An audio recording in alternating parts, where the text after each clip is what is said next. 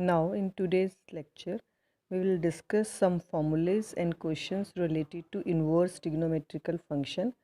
First, we derive formulas of inverse trigonometrical function with the help of simple trigonometrical function.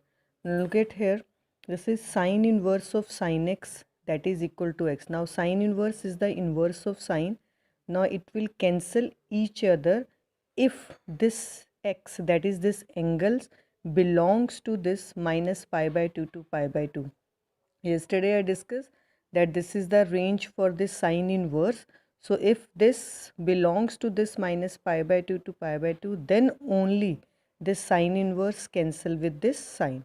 Same cos inverse is cancel with cos only if this angle belongs to 0 to pi. Tan inverse cancel with tan x only if this x belongs to minus pi by 2 to pi by 2, and this is in the open interval. Cot inverse x, cot x is equal to x when x belongs to 0 to pi.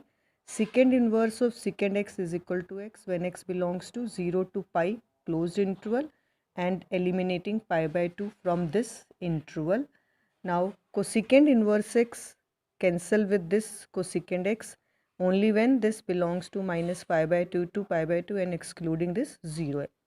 Now look at the one example related to this. Now we have example sine inverse of sine 3 pi by 5. Now this sine inverse, now this cancel with this sine. The answer is 3 pi by 5, but it is wrong. Why?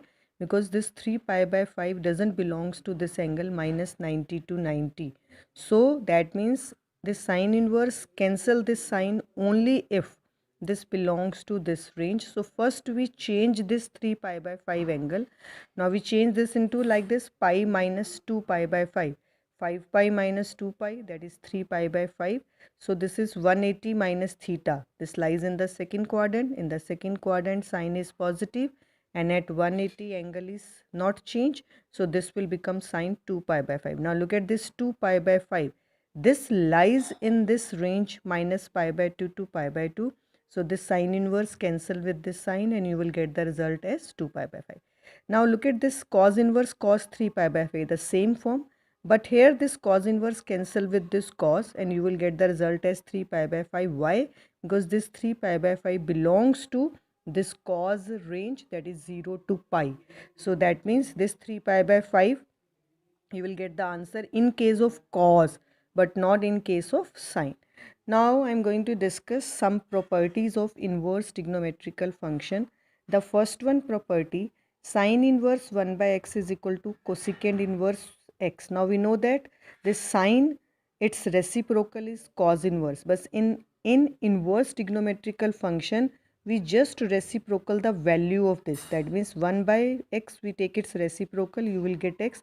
So this sine inverse is changed into cosecant inverse x. Now we are going to find its proof. See, I am starting the proof with this sine inverse 1 by x is equal to y. I suppose this is equal to y. Now this sine inverse shifted to this side. So 1 upon x is equal to sine y. Now we take its reciprocal. So what is x is equal to 1 upon sine y, and what is 1 upon sine y? This is cosecant y. Now we take back this cosecant to this side. So this will become cosecant inverse x. So y is equal to cosecant inverse x.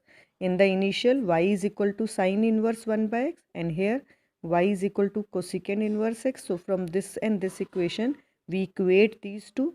So you'll get sine inverse 1 by x is equal to cosecant inverse x.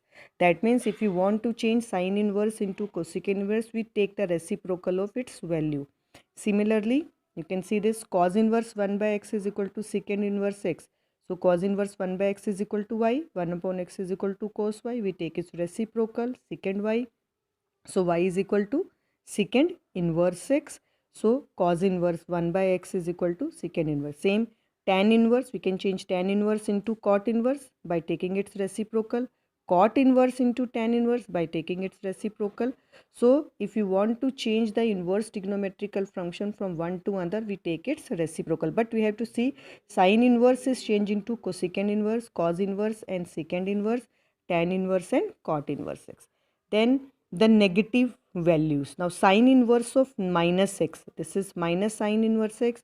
Tan inverse of minus x is minus tan inverse x. Cosecant inverse of minus x that is equal to minus cosecant inverse x. But cos inverse of minus x is pi minus cos inverse, cot inverse of minus x is pi minus cot inverse, and secant inverse of minus x is pi minus secant. Why these? Now I'll discuss this in the next video.